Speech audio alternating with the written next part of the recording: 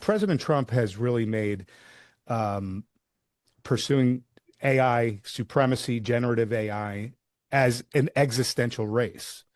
So if it's existential, every lever could be pulled, all hands on deck. We've got to win, not China. But China controls a lot of the manufacturing process for the electrical components and whatnot. And they control a lot of the critical supply chains with the metals and minerals as well. If we're getting close, why wouldn't they just bottleneck our grid development, our grid build out, in order for them, since they have already been racing ahead with it in one of the slides that you showed, why wouldn't they just go ahead and bottleneck us there so that they could have a better chance to win the war? I think they could. I think some of it depends on how the U.S. reacts to China and what we do, right? So one of the things we've heard throughout this iteration of trade war 2.0 in Trump's second term from the Chinese has been the desire to be treated as an equal, to be dealt with mutual respect. And when the United States chokes off certain critical exports, semiconductor equipment, et cetera, those types of actions, while I understand why we are doing them, we're trying to basically slow them down from making as much progress. It also has a backfiring or a blowback implication, which is exactly what you just described, which is, basically, the check gets lost in the mail, the dog eats the homework, we can't find the export, letters of credit, whatever it is, but they start choking stuff off in sort of the very traditional Chinese manner in which they do things. And so I think all else equal, they would rather just do business, but they've been very clear they want to do business on an equal footing. And so if it sort of is back on our lap, which then kind of goes back to your initial point, which is if we take off the export controls and very high-end semiconductors, software, and things like that, then suddenly they may move even faster. And so it's a little bit of a catch-22 for us. I don't know exactly how they do it. I think ultimately we can leverage Japan and South Korea a lot more than we are. But here too, I go back to wartime footing. The U.S. needs to decide what it wants to do and what it wants to be when it grows up, where it wants to be in 5 years. It has to make a choice.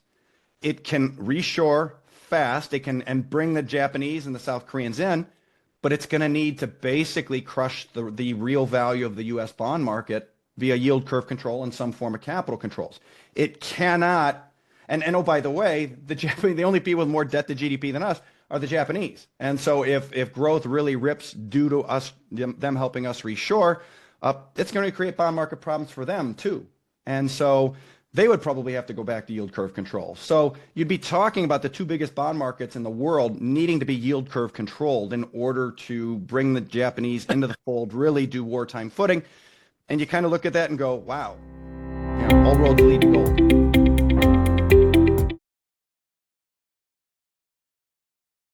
With silver being added to the critical minerals list here recently, it's going to lead the U.S.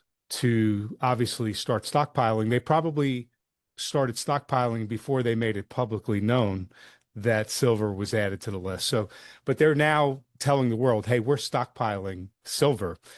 Is that going to lead other countries to also stockpile silver? Basically say, hey, if the U.S. is going to be grabbing a bunch, off the supply side, we better go ahead and do the same.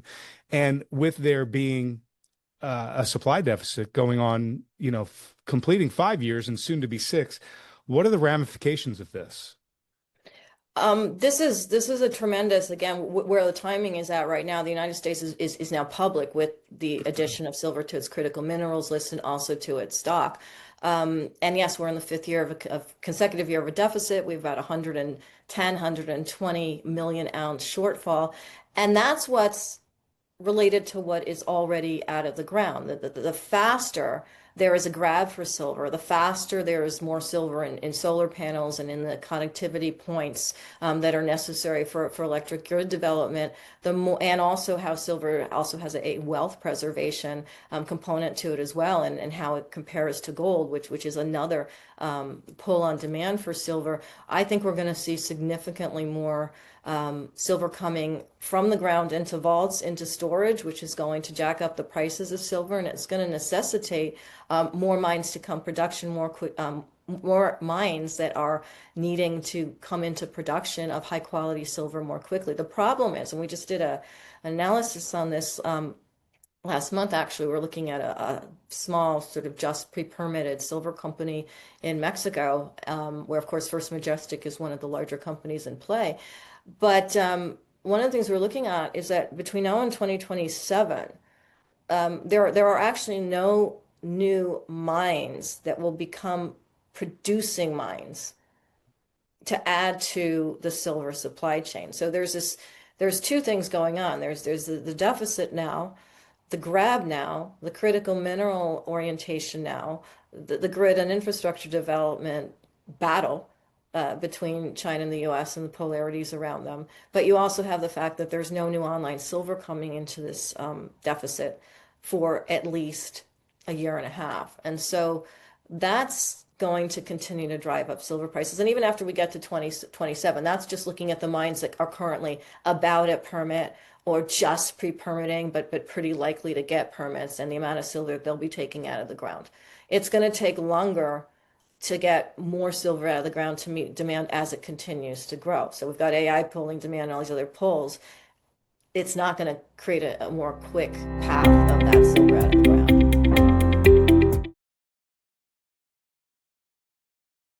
You mentioned early on in your presentation about skilled labor shortages, specifically in the infrastructure installation and maintenance area. How much of a setback is that? What are we looking at? Is the government going to focus on some kind of policy shift to get more and more skilled labor out into the workforce to be trained, et cetera? You know, what are you seeing moving forward there? You know, from my vendor base, I'm actually seeing the vendor base that I have actually stepping up and walking to these trade schools and just handing them money and saying, I need these kids, and sponsoring scholarships. I have machine shops and fabrication shops that are going to the local, electrical tech schools and the creating machines and saying, I want them to have a job before they get to school. These are fabulously paying jobs. I mean, I'm talking, these are, all through COVID, the pay for these jobs has continued to escalate, that I really do think that they've finally gotten back to where they should be. A machinist is an over 100K job at this point. So I think that this type of technology, we're seeing a better path.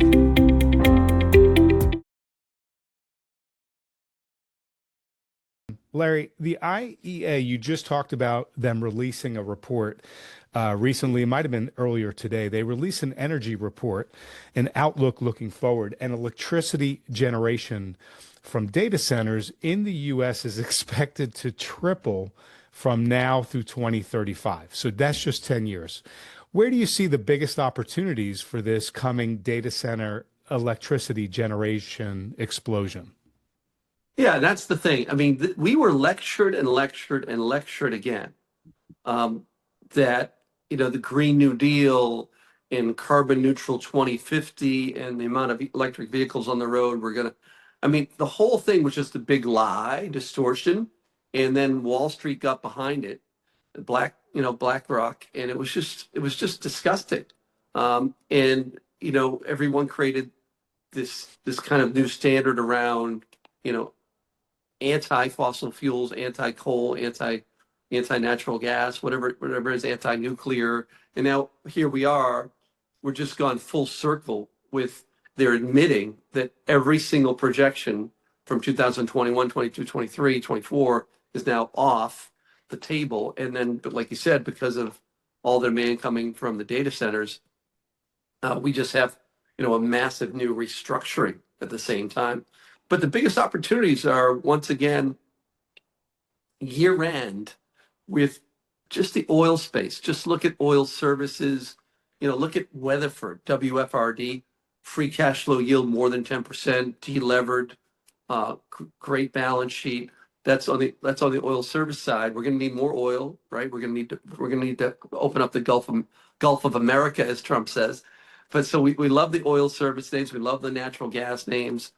And then we love the aluminum names, and just that whole, the whole build out of the entire data center structure. I like the NUKZ ETF, not here, because it's very, to me, a lot of these trades on the grid side and on the, like we've been long, for example, high conviction Cameco long in the bear trap support since 2021.